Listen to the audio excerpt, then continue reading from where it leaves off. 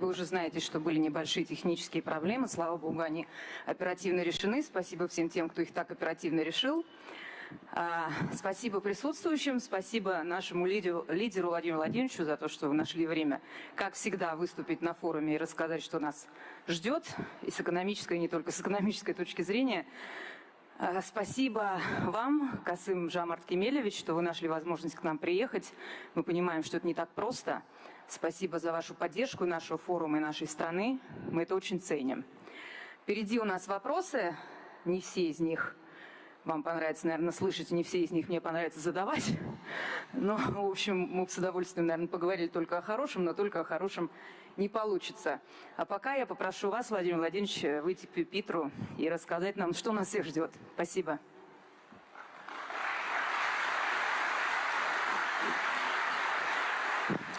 Большое спасибо, уважаемый Касым Жомарт Кемелевич, уважаемые друзья, коллеги. Я приветствую участников и гостей юбилейного 25-го Петербургского международного экономического форума. Он проходит в непростое для всего мирового сообщества время, когда экономика, рынки, да и сами принципы глобальной экономической системы оказались под ударом. Многие торговые, производственные, логистические связи, ранее нарушенные пандемией, проходят теперь через новые испытания. Более того, такие ключевые для бизнеса понятия, как деловая репутация, неприкосновенность собственности и доверие к мировым валютам, основательно подорваны. Подорваны, к сожалению, нашими партнерами на Западе. И сделано это намеренно, ради амбиций, во имя сохранения устаревших геополитических иллюзий. Сегодня изложу наш, когда говорю наш, имею в виду российское руководство, свой взгляд на ситуацию, в которой оказалась глобальная экономика. Подробно остановлюсь на том, как Россия действует в этих условиях и как планирует свое развитие в динамично меняющейся обстановке. 1,5 года назад, выступая на Давосском форуме, вновь подчеркивал, что эпоха однополярного миропорядка завершилась. Начать хочу с этого, без этого никуда не деться. Завершилась, несмотря на все попытки ее сохранить, законсервировать любыми средствами. Это естественный ход. Изменения – это естественный ход истории, поскольку цивилизационное многообразие планеты, богатство культур трудно сочетать с политическими, экономическими и другими шаблонами.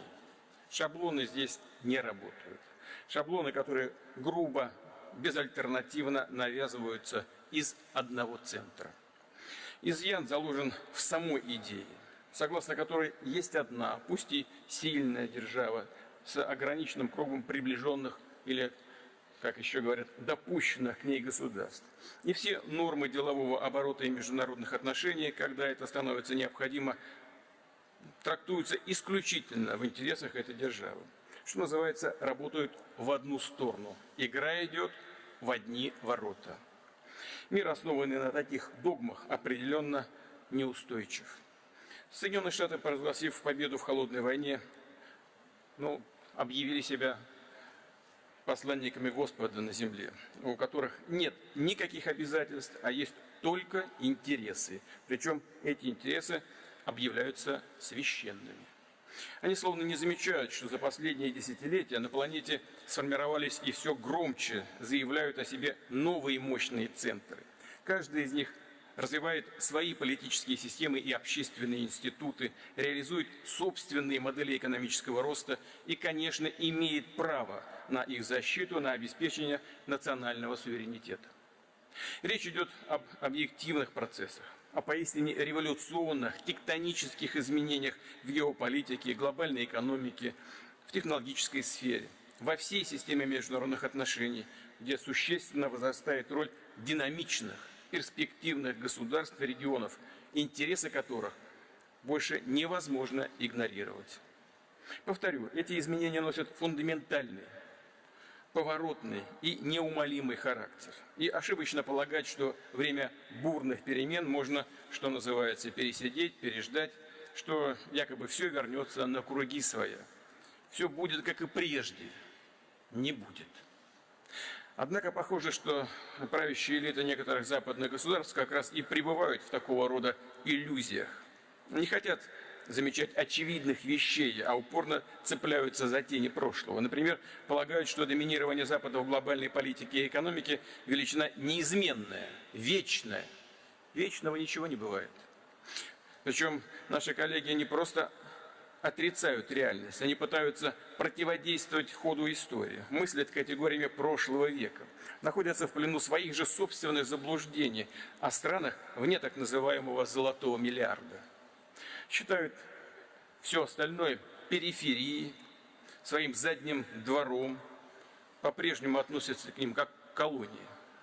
А народы, живущие там, считают людьми второго сорта, потому что сами считают себя исключительными. Если они исключительные, значит все остальные второго сорта.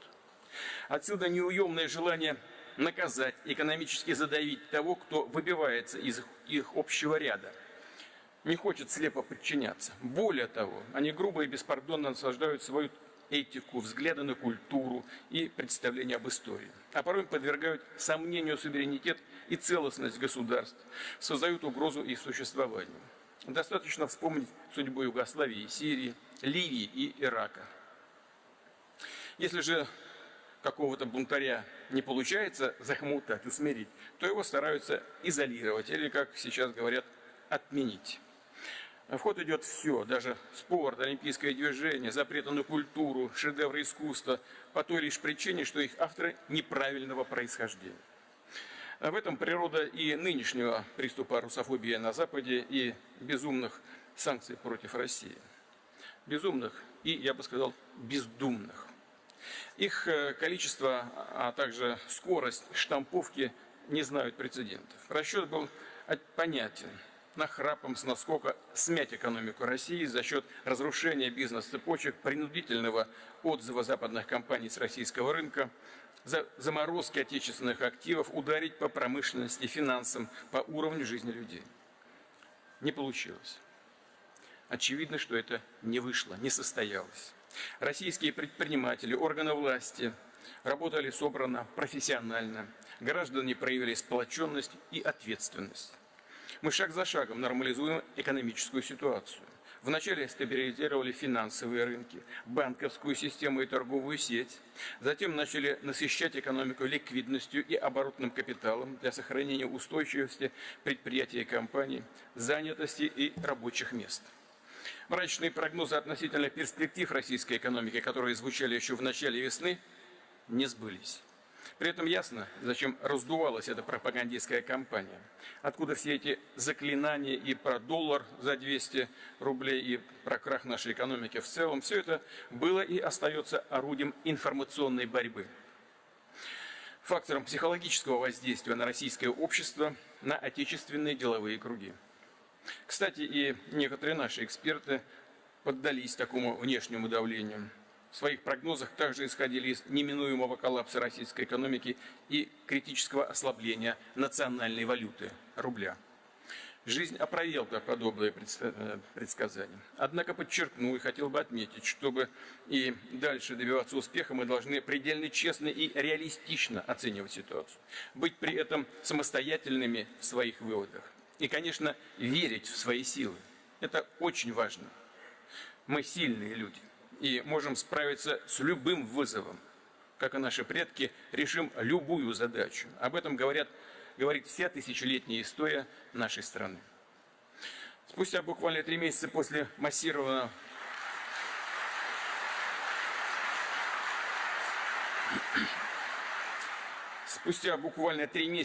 массированного пакета санкций мы подавили инфляционный всплеск. После пика в 17,8%, как вы знаете, сейчас инфляция составляет 16,7% и продолжает снижаться. Экономическая динамика стабилизируется, государственные финансы устойчивы. Я потом проведу сравнение с другими регионами. Да, нам и это многовато. конечно, 16,7% большая инфляция. Мы должны с этим работать и будем это делать. И, уверен, добьемся положительного результата. По итогам первых 5 месяцев текущего года федеральный бюджет исполнен с профицитом 1,5 триллиона рублей, а консолидированный бюджет с профицитом в 3,3 триллиона рублей. При этом профицит федерального бюджета только в мае составил почти 0,5 триллиона рублей, превысив прошлогоднее майское значение более чем в 4 раза. Сегодня наша задача создать условия для наращивания производства, для увеличения предложения на внутреннем рынке и сбалансированно с ростом предложения восстанавливать конечный спрос и банковское кредитование экономики. Уже сказал, мы приняли специальные меры для пополнения оборотного капитала компаний. В том числе бизнес практически во всех отраслях получил право на отсрочку по страховым взносам за второй квартал текущего года. При этом производственные предприятия имеют более широкие возможности, они смогут воспользоваться отсрочкой и в третьем квартале. По сути, речь идет о беспроцентном кредите от государства. В дальнейшем отложенные платежи по страховым взносам не нужно будет выплачивать, что называется, одномоментно. Это можно будет сделать равными долями в течение 12 месяцев, начиная с июня следующего года. Далее. С мая была снижена ставка по льготной ипотеке. Сейчас она составляет 9%. При этом сама программа льготной ипотеки продлена до конца текущего года. Как уже говорил, цель такой меры – помочь гражданам в решении жилищных проблем, поддержать строительную и смежную с ними отрасли. Там у нас заняты миллионы работников. После резкого роста весной процентные ставки в российской экономике постепенно снижаются. Центральный банк опускает ключевую ставку. В этой связи считаю возможным еще раз снизить ставку по льготной ипотеке. Теперь до 7%.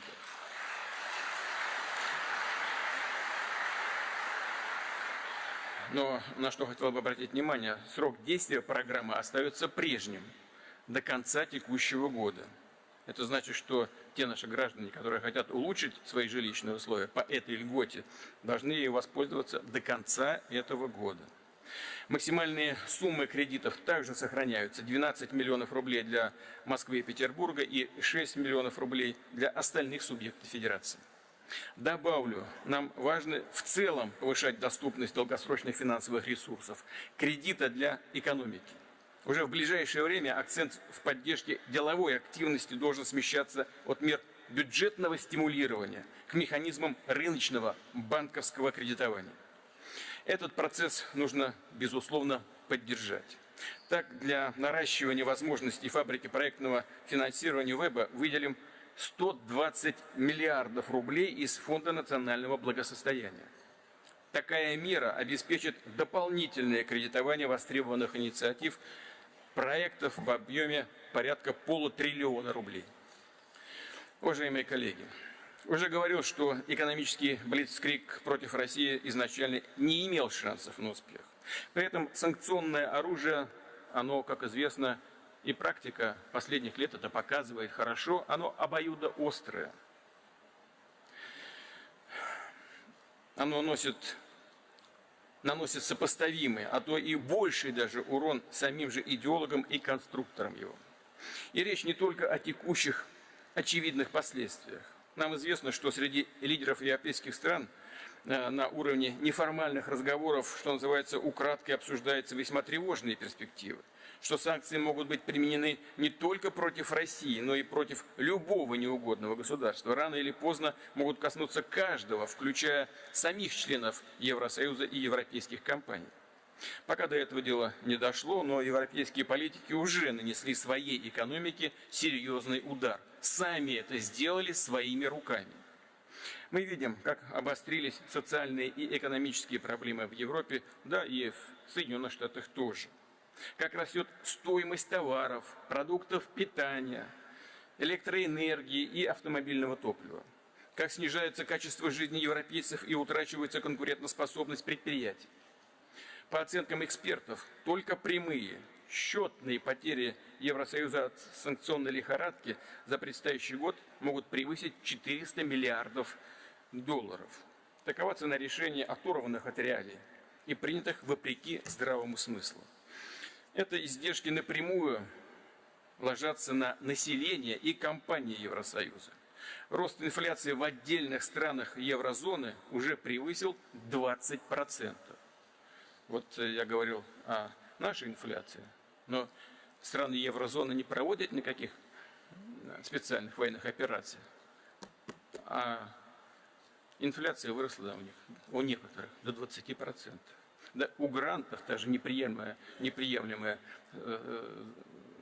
самая высокая за 40 последних лет инфляция. Да, конечно, инфляция в России также пока находится на двузначных отметках. Однако мы уже провели индексацию социальных выплат и пенсий, повысили минимальный размер оплаты труда и прожиточный минимум, защитили тем самым наименее обеспеченных граждан.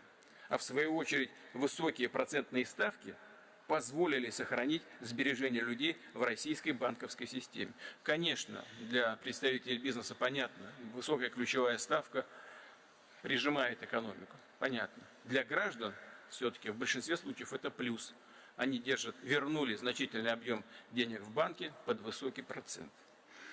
И в этом главное отличие от стран Евросоюза, где рост инфляции напрямую ведет к снижению реальных доходов населения и съедает их сбережения. А текущие кризисные явления ложатся бременем прежде всего на малообеспеченных граждан. Серьезные долгосрочные последствия имеет и рост издержек европейских компаний. Потеря ими российского рынка. Результат здесь очевиден. Утрата глобальной конкурентоспособности и системное снижение темпов роста европейской экономики. Причем на годы вперед. Все это ведет к обострению глубинных проблем в западных обществах. Да, конечно, у нас и своих проблем хватает, но вынужден сейчас говорить об этом, потому что они-то все время на нас пальцем тыкают. А проблем у них у самих достаточно. Я говорил об этом тоже в Давосе. Прямым следствием действия европейских политиков и событий текущего года станет дальнейшее усугубление неравенства в этих странах, что в свою очередь будет еще сильнее раскалывать их общество. Причем вопрос не только в уровне благосостояния, но и в ценностных ориентирах различных групп этого общества. Да, сейчас эти противоречия подавляются, заметаются под ковер. Демократические процедуры, выборы в той же Европе, честно говоря, иногда смотришь на то, что там происходит, какие силы приходят к власти. Но все это похоже на ширму, потому что друг друга у власти меняют похожие, как близнецы, политические партии. Однако сама суть от этого не меняется. Реальные интересы граждан национального бизнеса оттесняются все дальше на задворке, на периферии. Такой отрыв от реальности, от запросов общества неизбежно приведет к всплеску популизма и росту крайних радикальных течений, к серьезным социально-экономическим изменениям, к деградации, а в недалекой перспективе и к смене элит. Традиционные партии, как вы видите, проигрывают постоянно. Появляются какие-то новые образования. Но если они мало чем отличаются от традиционных, шансов на выживание у них тоже немного. Все попытки делать хорошую мину при плохой игре, все разговоры о якобы допустимых издержках во имя псевдоединства не могут скрывать главного. Евросоюз окончательно утратил свой политический суверенитет, а его бюрократические элиты пляшут под чужую дудку, принимая все, что им скажут сверху, причиняя вред собственному населению и собственной экономике, собственному бизнесу. Что еще здесь принципиально важно? Ухудшение ситуации в глобальной экономике – это не вопрос последних месяцев. Вот сейчас я остановлюсь на вещах, которые считаю чрезвычайно важными. Это не результат, то, что происходит, не результат последних месяцев. Конечно, нет. Тем более не результат специальной военной операции, которую проводит Россия на Донбассе. Подобные утверждения – это откровенное и сознательное передергивание фактов. Резкое усиление инфляции на товарных и сырьевых рынках стало фактом задолго до событий текущего года. Мир в такую ситуацию последовательно загоняла многолетняя, безответственная макроэкономическая политика стран так называемой «Большой семерки», включая бесконтрольную эмиссию и накапливание необеспеченных долгов. Причем эти процессы лишь ускорились активизировались с началом пандемии коронавируса еще в 2020 году, когда в глобальном масштабе кардинально сократились и предложения, и спрос на товары и услуги. Спрашивается, при чем здесь наша военная операция на Донбассе? Вообще не имеет к этому никакого отношения. Не придумав или не пожелав использовать другие рецепты, власти ведущих западных экономик просто-напросто запустили печатный станок. Таким нехитрым способом стали покрывать невиданные ранее бюджетные дефициты. Уже называл эту цифру. За последние 2 года денежная масса в США выросла более чем на 38%. Ранее десятилетиями такое увеличение было. А здесь за 2 года 38%. Это 5,9 триллиона долларов. Для сравнения, только несколько стран мира имеют валовый внутренний продукт большего размера. Денежная масса Евросоюза, в свою очередь, также резко возросла за этот период. Ее объем увеличился примерно на 20% или на 2,5 триллиона евро. В последнее время все чаще слышу про так называемую, вы уж меня извините, я не люблю заниматься здесь, да и вообще себя как-то упоминать, но не могу не сказать. Но все мы слышим про так называемую путинскую инфляцию на Западе. Я все время, когда вижу это, все время думаю, на кого рассчитана эта глупость? На тех, кто читать и писать не умеет. Вот и все. Люди, которые хотя бы умеют читать, понимают на самом деле, что происходит. Россия и наши действия по освобождению Донбасса здесь абсолютно ни при чем. Сегодняшний рост цен, инфляция, проблемы с продовольствием и топливом, бензином, в энергетике в целом – это результат системных ошибок в экономической политике действующей администрации США и европейской бюрократии. Вот где причины. И только в этом. Я скажу и про нашу операцию. Да, это имело какое-то значение. Но корень именно в этом, в их ошибочной экономической политике. Для них начало нашей операции на Донбассе – это спасательный круг, который позволяет им свалить собственные просчеты на других, в данном случае на Россию. Но все, у кого есть хотя бы начальное школьное образование, понимают истинные причины сегодняшней ситуации. Напечатали деньги в огромных количествах. А дальше что? Куда потекли все эти средства? Очевидно, в том числе на закупку товаров и услуг за пределами западных стран. Вот куда они потекли, эти деньги напечатанные. Они буквально стали пылесосить, выгребать глобальные рынки. Об интересах других государств, в том числе беднейших, естественно, никто не думал и думать-то не хотел. Им оставляли только, что называется, как у нас в народе говорят, ошметки, да еще и по астрономическим ценам. Так, если в конце 2019 года импорт, завоз товаров в Соединенные Штаты составлял порядка 250 миллиардов долларов в месяц, то к настоящему времени он вырос до 350 миллиардов долларов. Примечательно, что рост составил 40%. В пропорции это как раз и соответствует необеспеченной ничем накачке долларовой денежной массы последних лет. Вот напечатали, раздали деньги, и за эти деньги выгребли все товары с рынков третьих стран. Добавлю вот еще что. Соединенные Штаты долгое время были крупными поставщиками продовольствия на мировом рынке. Заслуженно, действительно заслуженно гордились, и было чем своим сельским хозяйством, традициями фермерства. Ну и это пример для многих, и для нас, кстати говоря, тоже. Но сегодня роль Америки изменилась кардинально. Из нетто-экспортера продовольствия она превратилась в чистого импортера. Грубо говоря, печатают деньги и перетягивают на себя товарные потоки, скупая продукты питания по всему свету. Еще более высокие темпы наращивания импорта товаров наблюдаются в Евросоюзе.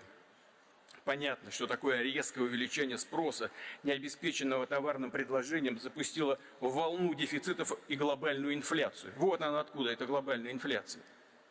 За последние пару лет в мире подорожало практически все. Сырье, потребительские товары и особенно продукты питания.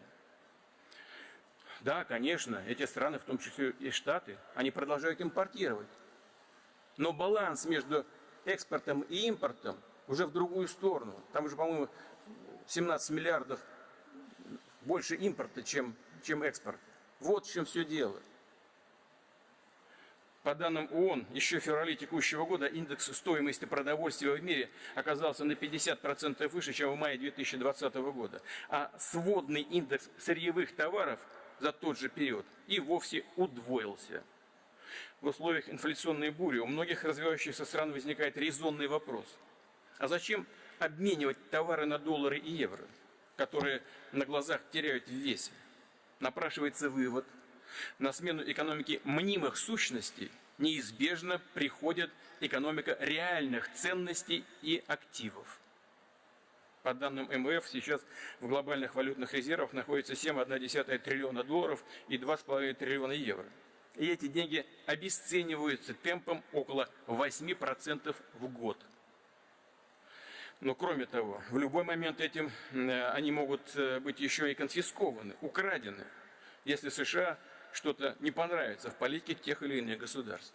Но это, по-моему, стало абсолютно реальным для очень многих стран, которые хранят свои золотовалютные резервы в этих валютах. По оценке экспертов, уже в ближайшие годы, это чисто объективный анализ, уже в ближайшие годы будет запущен процесс конвертации глобальных резервов. Просто им деваться некуда при таких дефицитах. Из теряющих свою стоимость валют в настоящие ресурсы. Другие страны, конечно, будут это делать, такие как продовольствие, энергоносители и другое сырье. Очевидно, что этот процесс еще сильнее подстегнет глобальную долларовую инфляцию. Что касается Европы, здесь дополнительный негативный вклад в раскручивание цен внесла еще и провальная энергетическая политика. Слепая ставка на возобновляемые источники и спотовые поставки природного газа, что привело к резкому росту стоимости энергии, который наблюдается с третьего квартала. Этот рост наблюдается с третьего квартала прошлого года. И повторю вновь, задолго до начала нашей операции на Донбассе. Мы здесь совершенно ни при чем. Сами натворили дел там. Цены взлетели до небес и ищут виновных опять. Просчеты Запада не только сказались на росте себестоимости многих товаров и услуг, но также привели к снижению объемов выпуска удобрений, прежде всего азотных, производимых из природного газа. В целом, только с середины прошлого года по февраль текущего глобальные цены на удобрения выросли более чем на 70%. К сожалению, предпосылок для изменения подобных ценовых тенденций на сегодняшний день нет. Напротив, на этом фоне блокируется работа предприятий и логистика поставок удобрений из России и Белоруссии. Тем самым ситуация еще больше загоняется в тупик. Просчитать дальнейшее развитие событий несложно. Нехватка удобрения означает снижение урожайности, а значит, повысятся риски недопоставок продовольствия на мировой рынок. Цены пойдут еще сильнее вверх, что грозит голодом, прежде всего в беднейших странах. И это будет целиком на совести администрации Соединенных Штатов и евробюрократии. Еще раз подчеркну, эта проблема появилась не сегодня, не за последние 3-4 месяца. И абсолютно точно она возникла не по вине России, как сейчас заявляют некоторые демагоги, пытаясь переложить ответственность за все происходящее в мировой экономике на нашу страну. Ну, конечно, нам было и приятно услышать, что мы такие могучие и всемогущие. Инфляцию вздуваем там до небес на Западе, в США, в Европе. Еще что-то там творим такое, что всех лихорадит. Может быть, это было бы нам и приятно чувствовать такое могущество, но это не соответствует действительности. Ситуация зрела годами, подстегивалась недальновидными действиями тех, кто привык решать свои проблемы за чужой счет, кто полагался и до сих пор полагается на механизм финансовой эмиссии, чтобы перетягивать на себя торговые потоки и тем самым обострять дефициты и провоцировать гуманитарные катастрофы в отдельных регионах мира. И хочу добавить, это по сути все та же грабительская, колониальная политика, но, конечно, в новом виде, в новом издании, гораздо более тонкая и изощренная. Сразу и не поймешь, что происходит. Сейчас важнейшая задача для всего мирового сообщества – нарастить поставки продуктов питания на глобальный рынок. В том числе обеспечить потребности стран, особенно нуждающихся в продовольствии. Россия, обеспечивая свою внутреннюю продовольственную безопасность, свой внутренний рынок, способна значительно увеличить экспорт продовольствия и удобрений. Например, объем наших поставок зерна в будущем сезоне может вырасти до 50 миллионов тонн. В приоритетном порядке будем направлять свои поставки в те страны, где наиболее высока потребность в продовольствии, где существуют риски увеличения числа голодающих. В первую очередь речь идет об африканских странах и регионе Ближнего Востока. Вместе с тем, здесь есть сложности, также возникающие не по нашей вине. Да, формально на российское зерно, продовольствие, удобрения, кстати говоря, американцы ввели санкции, потом за ними европейцы на наше удобрение. Американцы взяли и отменили, поняли, куда попали. А европейцы нет. У них бюрократия просто работает, как жернова на мельнице 18 века. Поэтому все понимают, что глупость сделали, но как-то открутить назад уже и сложно по бюрократическим соображениям. Ну так вот, повторю, Россия готова внести свой вклад в балансировку мировых рынков сельхозпродукции. И мы, конечно, приветствуем открытость к диалогу по этому вопросу со стороны коллег из ООН, которые понимают остроту глобальной проблемы продовольствия. Предметом для такого разговора может быть создание нормальных условий логистических, финансовых, транспортных для наращивания российского экспорта продуктов питания и удобрений. Что касается, не могу об этом тоже не сказать, спекуляций, к сожалению, на этот счет тоже очень много, украинских поставок продовольствия на мировые рынки. Да мы не препятствуем, ради бога. Не мы же заминировали порты, черноморские порты Украины. Пусть разминируют и вывозят, мы обеспечим безопасность проводки этих гражданских судов. Вопроса нет, вообще никакого. Но о чем идет речь? По оценкам Минсельхоза США это 6 миллионов тонн пшеницы, по нашим оценкам где-то 5, еще где-то 7 миллионов тонн кукурузы. И все.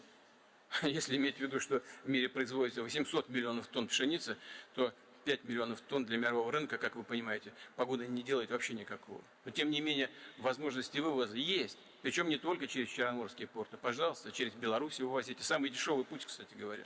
Через Польшу, Румынию. Сколько угодно. Там 5 или 6 вариантов вывозки. Значит, но дело не в нас. Дело в адекватности людей, которые находятся у власти в Киеве. Пусть решают, как им поступить. И в данном случае хотя бы не ориентируются на своих хозяев где-нибудь там за границей, из-за рубежа, из-за океана. Но и есть еще другая опасность, что зерно это пойдет в оплату поставляемого оружия, но это совсем будет тогда грустно. Уважаемые друзья, как уже сказал, современный мир проходит эпоху кардинальных перемен. Ломаются, дают сбои международные институты. Гарантии безопасности девальвируются. Запад принципиально отказался исполнять взятые на себя ранее обязательства. Достичь с ним каких-либо новых договоренностей оказалось просто невозможно. В сложившейся ситуации на фоне возрастающих для нас рисков и угроз решение России о проведении специальной военной операции было вынужденным, трудным, безусловно, но вынужденным и необходимым. Это решение суверенной страны, у которой есть безусловное право, основанное, кстати говоря, на уставе ООН, отстаивать свою безопасность. Решение, направленное на защиту наших граждан, жителей народных республик Донбасса, которые на протяжении 8 лет подвергались геноциду со стороны киевского режима и неонацистов, получивших полное покровительство Запада. Запад не только стремился реализовать сценарий антироссии, но и вел активное военное освоение украинской территории. Буквально накачивал Украину оружием и военными советниками. Продолжает делать и сейчас. На развитие экономики, на благополучие живущих там людей вообще, честно говоря, никто внимания-то и не обращает. Просто наплевательски к этому относится. Никак. А вот на создание плацдарма НАТО на Востоке, направленного против России, на взращивание агрессии, ненависти и русофобии, денег не жалели и не жалеют. Сегодня наши солдаты и офицеры, ополченцы Донбасса, сражаются, чтобы защитить своих людей. Отстаивают право России на свободное и безопасное развитие. Как большой многонациональной страны, которая сама принимает решения, сама определяет свое будущее, опирается на свою историю, культуру и традиции и отвергает всяческие попытки навязать извне псевдоценности, расчеловечивания и нравственной деградации. Все задачи специальной военной операции, безусловно, будут решены. И залогом тому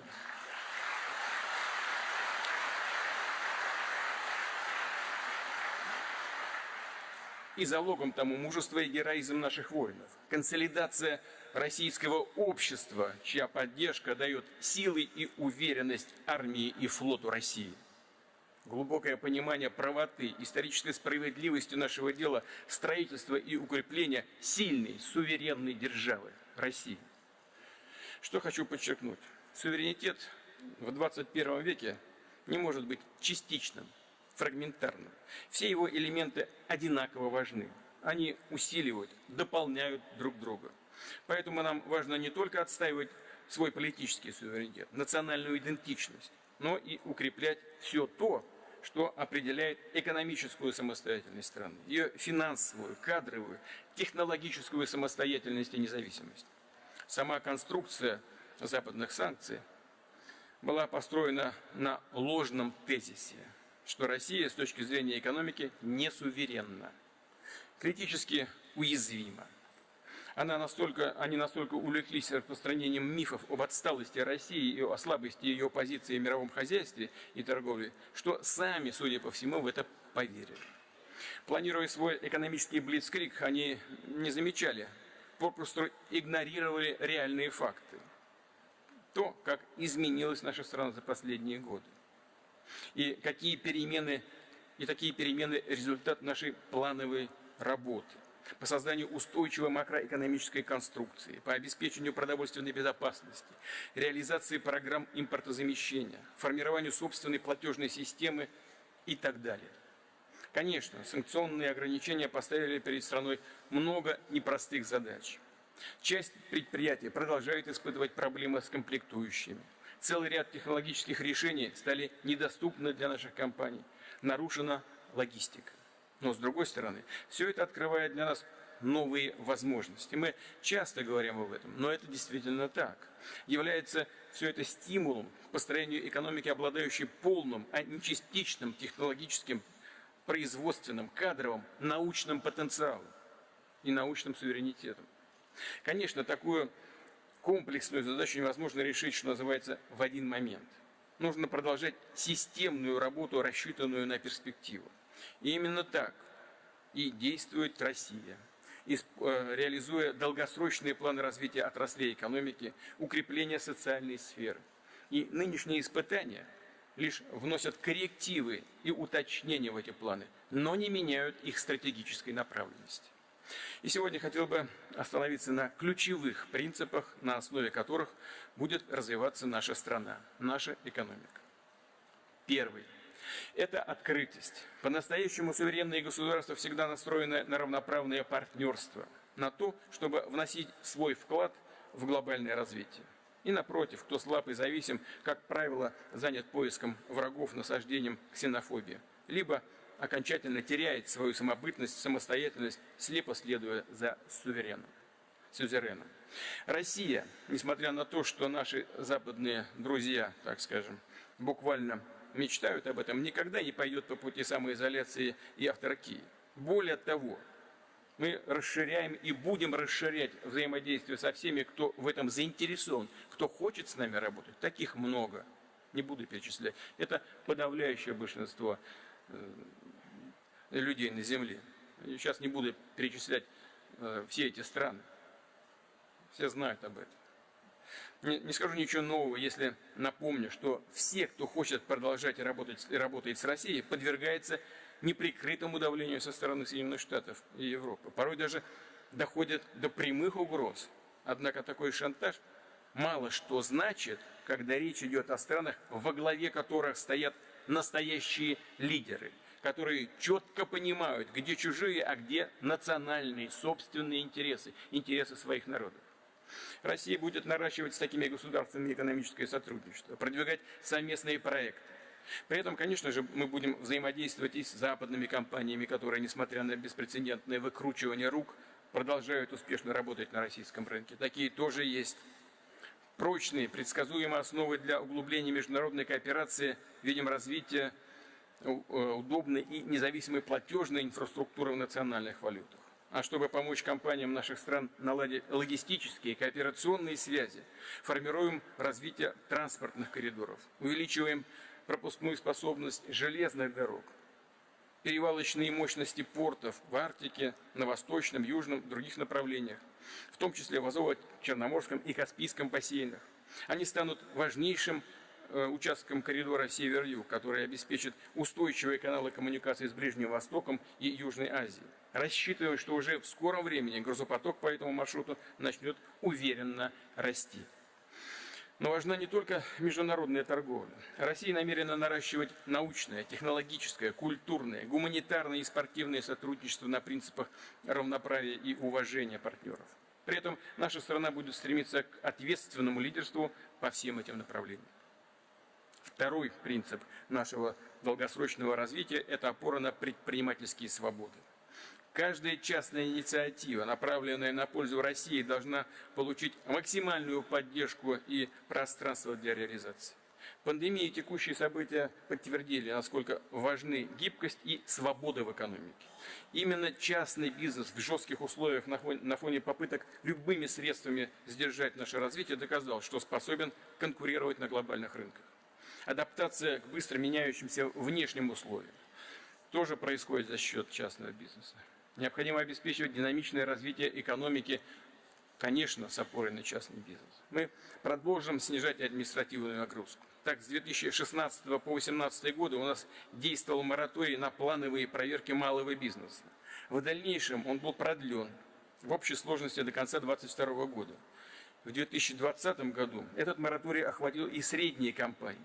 Кроме того, почти в 4 раза снизилось количество внеплановых проверок. Но мы пошли еще дальше. И в марте текущего года отказались от плановых проверок всех предпринимателей, независимо от величины бизнеса. С одним условием, если их деятельность не связана с высоким риском причинения вреда гражданам и окружающей среде.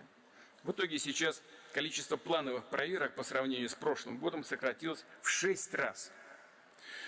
Почему сейчас говорю об этом так подробно? Дело в том, что после введения мораториев на проверки количество нарушений со стороны предпринимателей, вот такой результат, не выросло, а снизилось. Количество нарушений снизилось. И это говорит о зрелости и ответственности российского бизнеса. Его нужно мотивировать, а, конечно, не принуждать к соблюдению норм и требований. А значит, есть все основания сделать еще один кардинальный шаг вперед. Навсегда, на постоянной основе отказаться от проведения большинства проверок всего российского бизнеса, деятельность которого не связана с высокими рисками причинения вреда.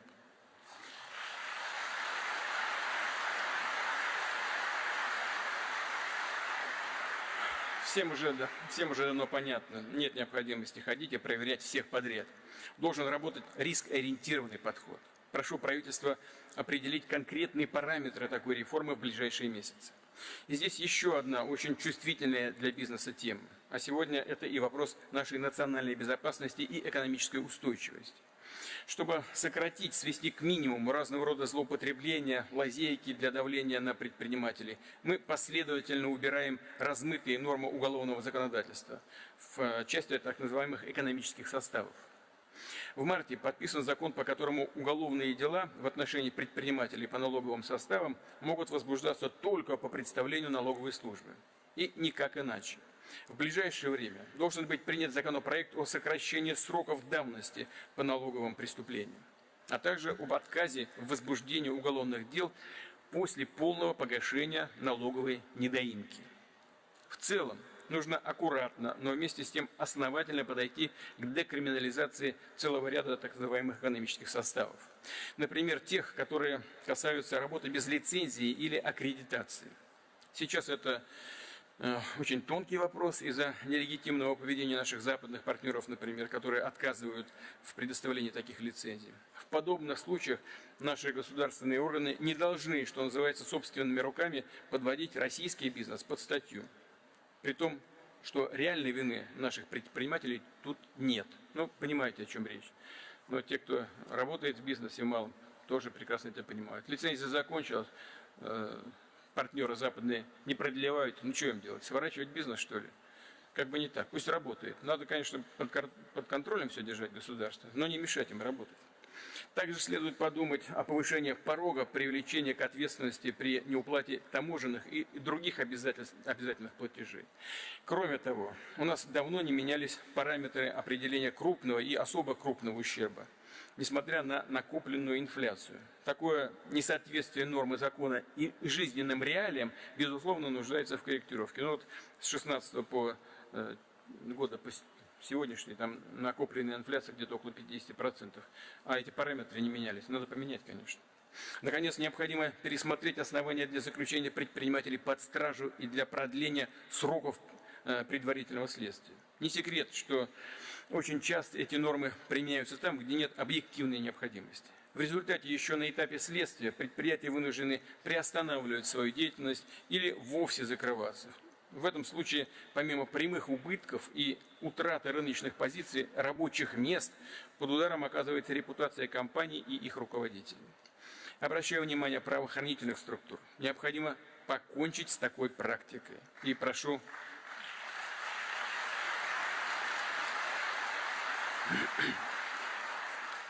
правительство совместно с Верховным судом подготовить соответствующие поправки в закон.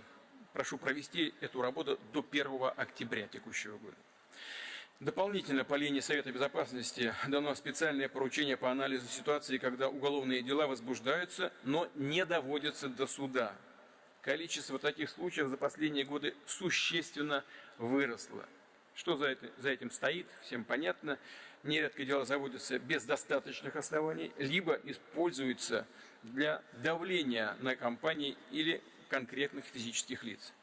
Осенью отдельно обсудим эту тему и примем дополнительные решения в части законодательства и организации работы правоохранительных органов. Безусловно, большая роль в создании современной деловой среды принадлежит региональным управленческим командам. На площадке Петербургского форума традиционно отмечаю те субъекты федерации, которые добились значимого прогресса в национальном рейтинге инвестиционного климата, который ведет Агентство стратегических инициатив. Здесь у нас есть изменения в первой тройке. К Москве и Татарстану, которые продолжают лидировать в этом году, присоединилась и Московская область. За год она поднялась с 8-го места в лидеры, в тройку. В лидерах рейтинга также Тульская, Нижегородская, Тюменская, Новгородская, Сахалинская области, Санкт-Петербург и Башкортостан. Отдельно хотел бы отметить регионы с наибольшим прогрессом. Это Курганская область, рост на 36 позиций, Пермский и Алтайский край, рост на 26 позиций, Ингушетия на 24 позиции и Ивановская область, которая поднялась на 17 позиций. Я хочу поблагодарить и поздравить наших коллег в регионах за эту работу.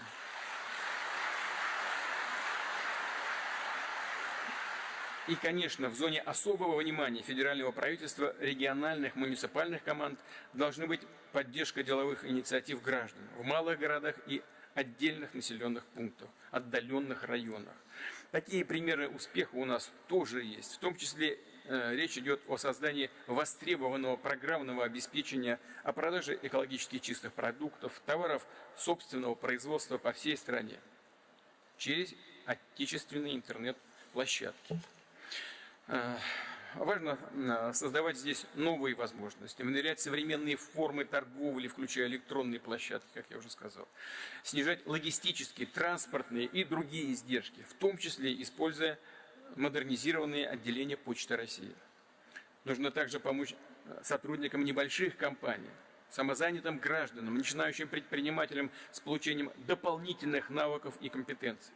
Соответствующие меры, нацеленные именно на небольшие города, сельскую местность, отдаленные районы и территории, прошу включить специальной строкой в национальный проект по развитию малого и среднего предпринимательства. Хотел бы сегодня обратиться и к нашим руководителям, собственникам крупных компаний, крупным нашим предпринимателям и управленцам. Уважаемые коллеги, друзья, настоящий прочный успех, чувство достоинства и самоуважения приходит только тогда, когда ты связываешь свое будущее, будущее своих детей со своей Родиной.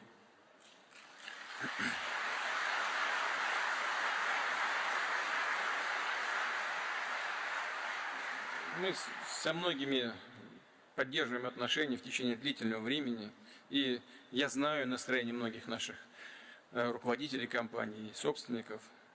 От вас слышал много раз, что бизнес – это гораздо больше, чем извлечение прибыли. Так оно и есть. А изменение жизни вокруг, вклад в развитие родного города, региона, страны в целом – чрезвычайно важная вещь для самореализации. Служение людям и обществу ничем не заменишь. В этом и весь смысл жизни, весь смысл работы заключается. Последние события только подтвердили то, о чем постоянно говорил ранее. Дома надежнее. Те, кто не захотел услышать этот очевидный посыл, потеряли на Западе сотни миллионов, если не миллиарды долларов. Вот таким оказалось якобы тихое убежище для капиталов. Еще раз хочу сказать коллегам, в том числе тем, кто находится и в зале, и тем, кого нет сегодня здесь, не наступайте, пожалуйста, на старые грабли. Наша страна обладает гигантским потенциалом и задач, требующих приложения сил, непочатый край. Инвестируйте здесь. Вкладывайте в создание новых предприятий и рабочих мест, в развитие туристической инфраструктуры, поддерживайте школы, университеты, здравоохранение, социальную сферу, культуру и спорт. Я знаю, что многие так и делают. Я знаю. Просто хочу это еще раз подчеркнуть. Именно так высоко понимали свою миссию Бахрушины и Морозовы, Щукины и Рябушинские, Акчурины и Галеевы, Анапаевы и Мациевы, Мамонтов, Третьяков, Расанов, Дадашев, Гаджиев, многие русские, татарские, бурятские, чеченские, дагестанские, якутские, осетинские, еврейские, армянские и другие купеческие предпринимательские семьи, которые и прямых наследников не обидели и навсегда вписали свое имя в историю нашей страны.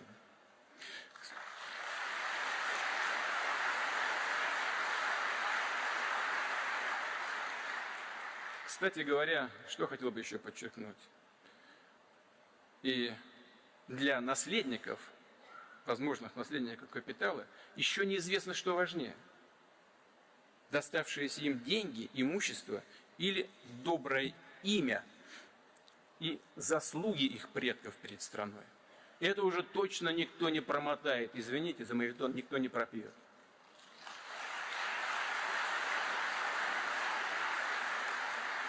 А то, что останется с будущими поколениями наследников, навсегда доброе имя, навсегда останется с ними.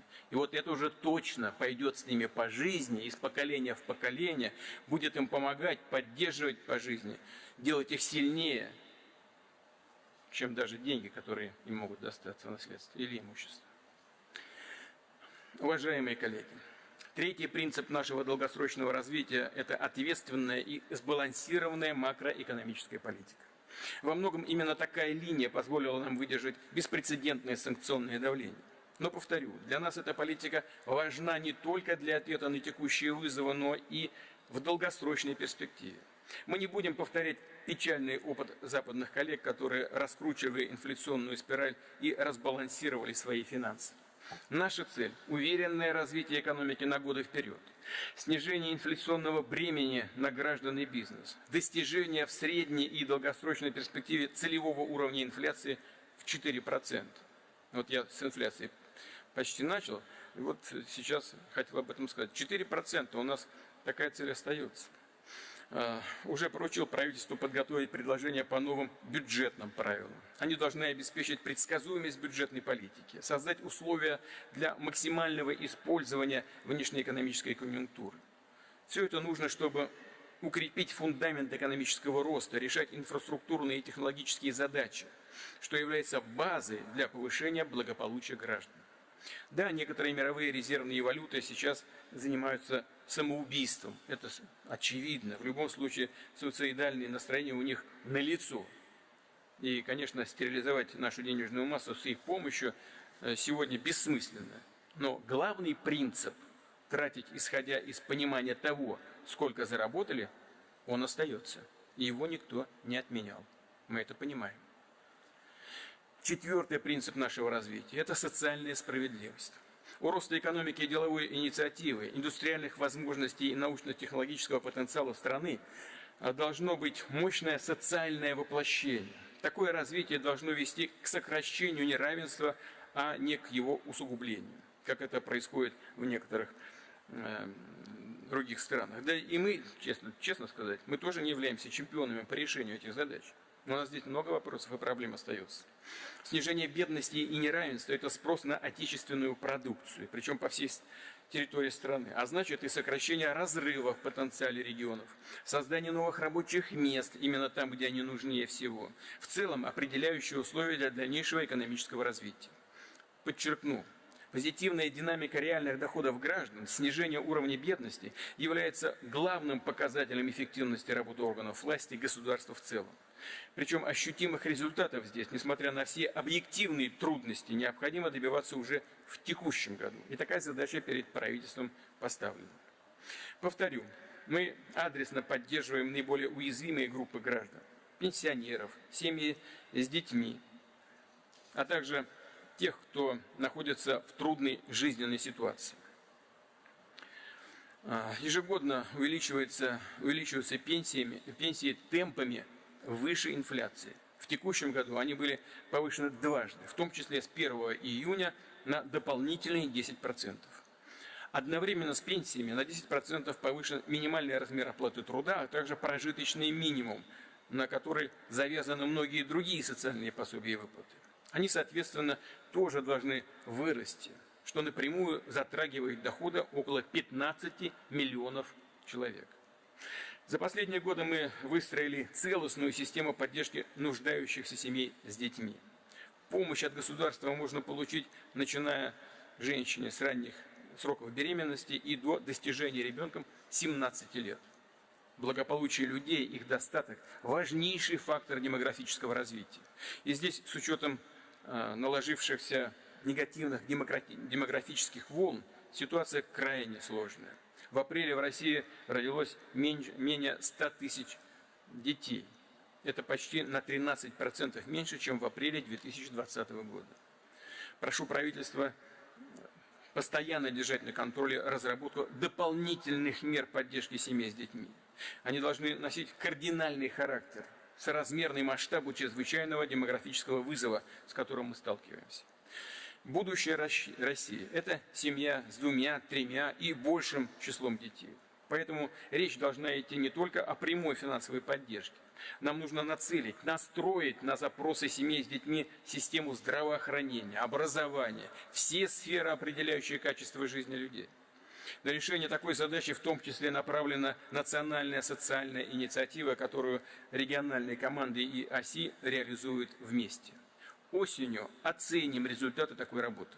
Подведем итоги рейтинга качества жизни в регионах, чтобы максимально широко по всей стране использовать лучшие опыты и практики. Еще один, 5-й принцип, на котором Россия выстраивает свою экономическую политику, это опережающее развитие инфраструктуры. Мы уже увеличили прямые бюджетные расходы на укрепление транспортных артерий. В следующем году стартует масштабный план по строительству и ремонту опорной сети федеральных и региональных автодорог. За 5 лет не менее 85% ее протяженности должно быть приведено в нормативное состояние. Активно используется такой новый инструмент, как инфраструктурные бюджетные кредиты. Они выдаются на 15 лет по ставке 3%.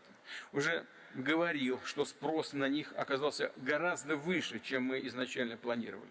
У регионов много проработанных, перспективных проектов. Нельзя откладывать их запуск. Мы еще подумаем, что с этой мерой поддержки делать. Вчера прям вечером еще дискутировали на этот счет. Но, во всяком случае, сейчас только констатирую, что этот инструмент работает надежно. Отдельный вопрос – модернизация жилищно-коммунального хозяйства. Здесь накопилось много проблем. Отрасль хронически недоинвестирована. По оценкам на 4,5 триллиона рублей. Свыше 40% сетей подлежит замене. Отсюда низкая эффективность и большие потери. При этом ежегодно ветшает, приходит в негодность порядка 3% сетей, а заменяется на новые не более 2%. То есть проблема из года в год усугубляется. Предлагаю консолидировать ресурсы и запустить комплексную программу модернизации ЖКХ, синхронизировать ее с другими планами инфраструктурного развития, а также капитального ремонта жилого фонда. Задача – кардинально изменить ситуацию, последовательно снижать долю устаревших сетей, так же, как мы это делаем, расселяя аварийное жилье и ремонтируя дороги. Подробно обсудим вопросы ЖКХ и развития строительного комплекса с губернаторами на заседании Президиума Госсовета на следующей неделе. Кроме того, отдельно предлагаю нарастить объем ресурсов на проекты по созданию комфортной городской среды в малых городах и исторических поселениях. У нас хорошо эта программа работает. Предлагаю направить на эти цели еще по 10 миллиардов рублей ежегодно в 2023-2024 годах. Дополнительные средства. Дополнительные средства выделим на обновление городов Дальнего Востока. Прошу правительства в рамках программ инфраструктурных бюджетных кредитов и модернизации ЖКХ, а также других программ развития предусмотреть на эти цели специальные лимиты. Безусловным приоритетом для нас является комплексное обустройство и развитие сельских территорий. Люди, которые работают на селе, кормят страну, а как сейчас видно и значительную часть мира, должны жить в комфортных, достойных условиях. Прошу правительство выделить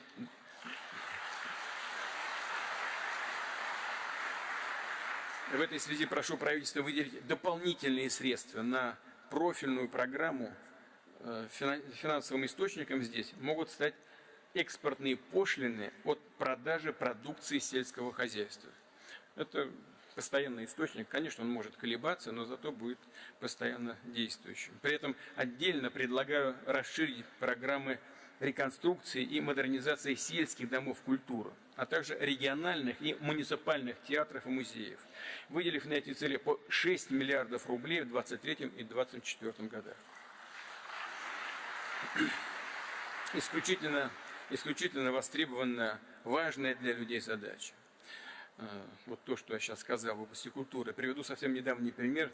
В ходе награждения медалями Героя Труда один из награжденных из Якутии, Владимир Федорович Михайлов, вот в закрытой части прямо попросил помочь со строительством Дома культуры в его родном селе. Конечно, мы это обязательно сделаем. Но то, что люди говорят на всех уровнях, говорит о том, что это в высшей степени востребовано. Сделаю также небольшое отступление, которое уместно сейчас с началом лета. Традиционной поры отпусков у нас в России. С каждым годом все больше туристов стремится посетить красивейшие природные места нашей страны. Национальные парки, заказники, заповедники. По оценке в текущем году такой турпоток превысит 12 миллионов человек. Важно, чтобы и государственные органы, и бизнес, и туристы знали, что допустимо, а что нельзя делать на этих территориях, где можно возводить туристические объекты, а где это категорически запрещено, где это создает риски для уникальных и ранимых экосистем. В Государственной Думе уже рассматривается законопроект, который призван отрегулировать организацию туризма на особо охраняемых территориях, создать цивилизованную основу для такой деятельности. Но я в этой связи хотел бы обратить внимание вот на что. Все принимаемые здесь решения должны быть просчитанными и взвешенными. Надо подойти к этому серьезно. Особо отмечу задачу по сбережению и сохранению Байкала. В частности, на это нацелен уникальный проект комплексного развития города Байкальска, который должен стать эталоном рачительного, экологоориентированного хозяйствования. Задача не только ликвидировать накопленный вред природе от деятельности Байкальского ЦБК, но и вывести город на принципиально иной уровень жизни, сделать его визитной карточкой российского экологического туризма.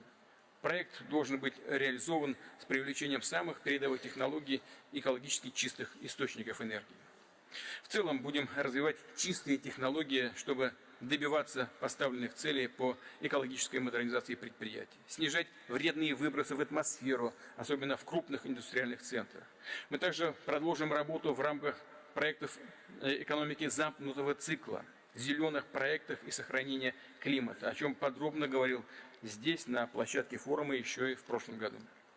В этой связи шестой, на мой взгляд, сквозной, объединяющий нашу работу принцип развития – это достижение настоящего технологического суверенитета, создание целостной системы экономического развития, которая по критически важным составляющим не зависит от иностранных институтов. Нам нужно выстраивать все сферы жизни на качественно новом технологическом уровне и при этом быть не просто пользователями чужих решений, а иметь технологические ключи к созданию товаров и услуг следующих поколений. Последние годы мы много внимания уделяли импортозамещению. Добились успехов по целому ряду направлений. В ВПК, в производстве лекарств, медицинского оборудования, в оборонно-промышленном комплексе, в ряде других областей. Но, и хотел бы это подчеркнуть, у нас много дискуссий в обществе на этот счет. Но импортозамещение – это не панацея, не кардинальное решение. Если мы будем лишь повторять других, пытаться заменить, пусть и самыми качественными копиями чужие товары, то рискуем оказаться в позиции постоянно догоняющих. А надо быть на шаг впереди, создавать собственные конкурентные технологии, товары и сервисы, которые способны стать новыми мировыми стандартами. Напомню в этой связи, что Сергей Павлович Королев не пошел по пути копирования и частичного улучшения трофейной ракетной техники, а смотрел в будущее и предложил уникальную пакетную схему для создания ракеты Р-7. Открыл человечеству дорогу в космос, по факту задал стандарт для всего мира, причем до десятилетий вперед. Именно так на опережение работали в свое время основатели многих советских научных программ. И сейчас, опираясь на такие заделы, наши конструкторы достойно идут вперед.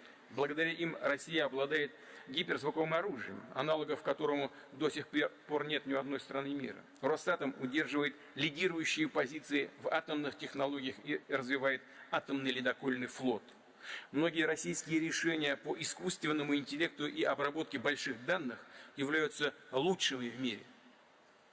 Повторю, технологическое развитие – это сквозное направление, которое определит не только текущее десятилетие, но и весь 21 век. Подробно в деталях обсудим тему построения новой технологической экономики, техноэкономики на ближайшем совете по стратегическому развитию. Здесь много тем для дискуссии, а главное для принятия управленческих решений. Имею в виду развитие инженерного образования и трансфер научных разработок в реальную экономику. Обеспечение финансовыми ресурсами быстрорастущих высокотехнологичных компаний. Обсудим также развитие сквозных технологий и ход работы проектов цифровой трансформации отдельных отраслей. Подчеркну, производить все и вся, конечно же, невозможно и не нужно. Однако нам необходимо обладать всеми критически важными технологиями, чтобы при необходимости в короткие сроки наладить собственное производство любой продукции. Именно так мы поступали, когда быстро обеспечили выпуск вакцин от коронавируса. А сейчас развернули производство многих других видов продукции и услуг.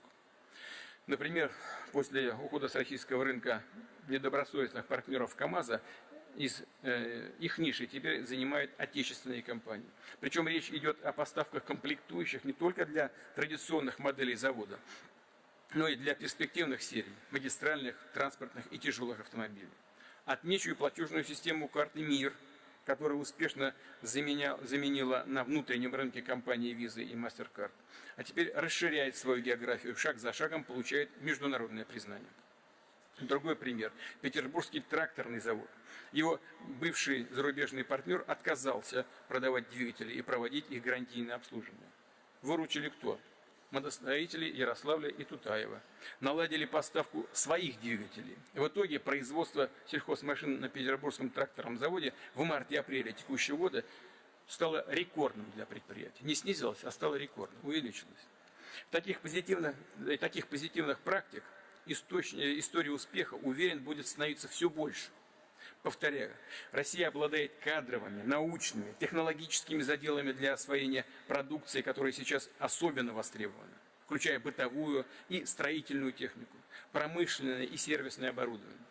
Задача сегодняшнего дня в том, чтобы нарастить мощности, в сжатые сроки наладить необходимые линии.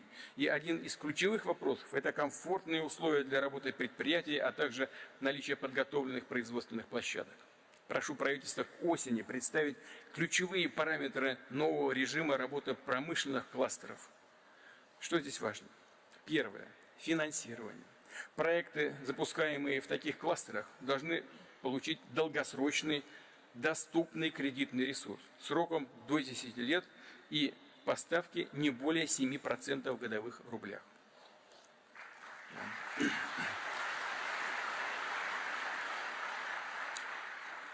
Проговорили все эти вопросы, в том числе и с нашим экономическим блоком. Все согласны. Будем делать. Второе. Налогообложение. В кластерах нужно обеспечить низкий уровень условно-постоянных налогов, в том числе страховых взносов. Третье – это поддержка производства на стартовой, ранней стадии, формирование пакета заказов, в том числе предоставление субсидий на покупку готовой продукции таких предприятий. Вопрос непростой, но думаю, что субсидии потребуются. Они нужны для того, чтобы рынок обеспечить. Надо это просто проработать спокойно. Четвертое – упрощенное администрирование, включая минимум либо полное отсутствие проверок, а также работу предприятий в режиме комфортного и необременительного налогового и таможенного мониторинга. Пятое и, возможно, самое важное – необходимо создать механизмы гарантированного долгосрочного спроса на новую инновационную продукцию, которая только выходит на рынок. Обращаю внимание правительства, такой льготный режим и соответствующие промышленные кластеры должны заработать уже с 1 января 2023 года. Что в этой связи хочу сказать? И новые, и уже действующие точки индустриального роста должны притягивать к себе малый бизнес, вовлекать его в свою орбиту.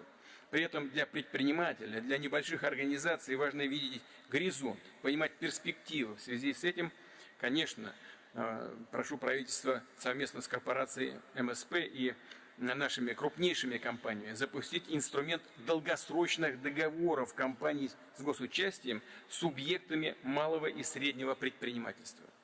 Таким образом, на годы вперед будет гарантирован спрос на продукцию таких предприятий. При этом поставщики смогут уверенно брать на себя обязательства создать новое или расширить действующее производство под этот заказ.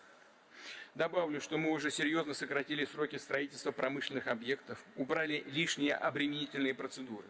Но здесь есть еще большие резервы, есть над чем работать, есть куда двигаться. Так, создание производственных корпусов с нуля все еще требует от 1,5 до 3 лет.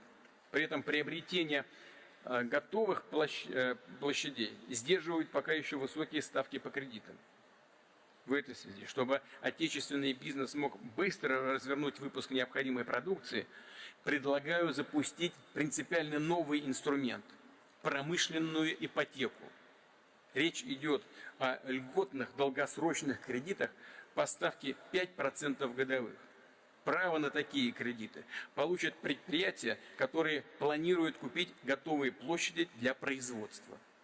Прошу правительства, не затягивая, отработать все детали с банковским сектором России, чтобы уже в ближайшее время промышленная ипотека заработала в полном объеме.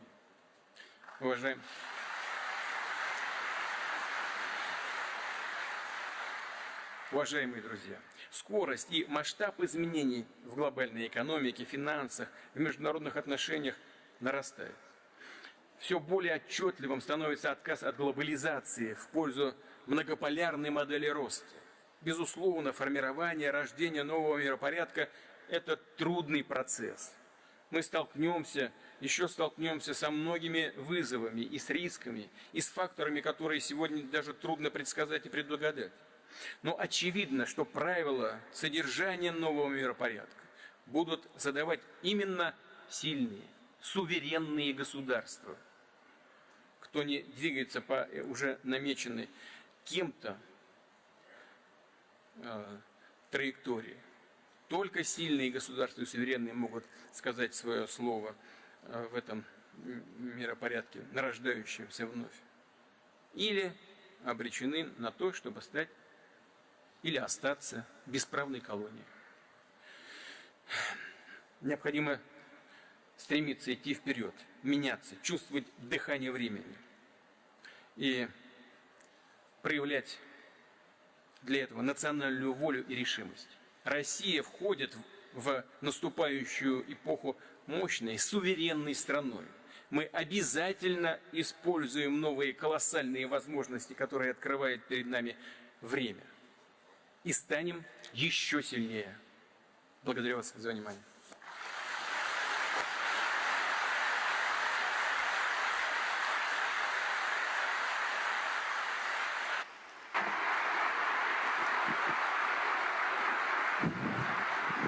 Спасибо, Владимир Владимирович. Очень хочется сказать, что в таком исчерпывающем выступлении, исчерпывающем анализе нам больше не осталось о чем поговорить, потому что вы ответили на все вопросы, но вопросы все равно остаются, и мы к ним обязательно приступим.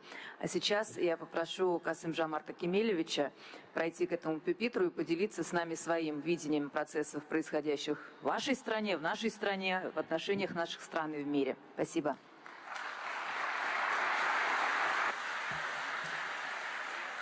Уважаемый Владимир Владимирович, уважаемые участники форума, поздравляю всех со столь значимым событием, проведением юбилейного 25-го Петербургского международного экономического форума. Благодарю Владимира Владимировича за приглашение, теплый, радушный прием в культурной столице России. За четверть века Петербургский форум заслуженно обрел статус авторитетной экспертной платформы и занял достойное место среди других мировых дискуссионных площадок. Наша встреча проходит в особой ситуации повышенной политической и экономической турбулентности, глобальные потрясения, связанные с пандемией и нарастанием геополитической напряженности, привели к новой реальности. На смену глобализации пришла эпоха регионализации со всеми ее достоинствами и врожденными недостатками. Как бы то ни было, ускоряется процесс переформатирования традиционных экономических моделей и торговых маршрутов. Мир стремительно меняется. К сожалению, в большинстве случаев не в лучшую сторону. Инфляция во многих странах бьет десятилетние рекорды, замедляются темпы роста мировой экономики, обостряется конкуренция за инвестиции и ресурсы.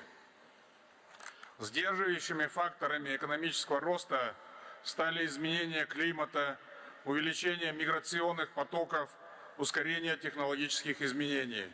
Все эти процессы не проходят мимо нашего внимания. Говоря о новой реальности, важно иметь в виду стремительно меняющуюся структуру мирового порядка, смену, казалось бы, устойчивых векторов взаимодействия по линии восток-запад, север-юг. Странам нашего региона важно не просто найти правильные ответы на все эти вызовы, но и постараться извлечь из них максимальную пользу. Поэтому нам предстоит последовательно реализовывать весь потенциал сотрудничества в рамках Евразийского экономического союза. Актуальная задача – сопряжение евразийской интеграции с китайской концепцией «один пояс, один путь». Как вам известно, в Казахстане сейчас осуществляются масштабные политические и экономические реформы. Они направлены на перезагрузку государственного управления и строительство справедливого нового Казахстана. Наши усилия ориентированы на то, чтобы рост экономики пропорционально влиял на повышение благосостояния граждан. Мы нацелены на устойчивое развитие торгово-экономических связей, открытие новых производств, создание условий для роста человеческого капитала и внедрения инвестиций. В рамках масштабной модернизации страны идет выстраивание новых правил игры в экономике без очевидных монополий и вопиющей коррупции.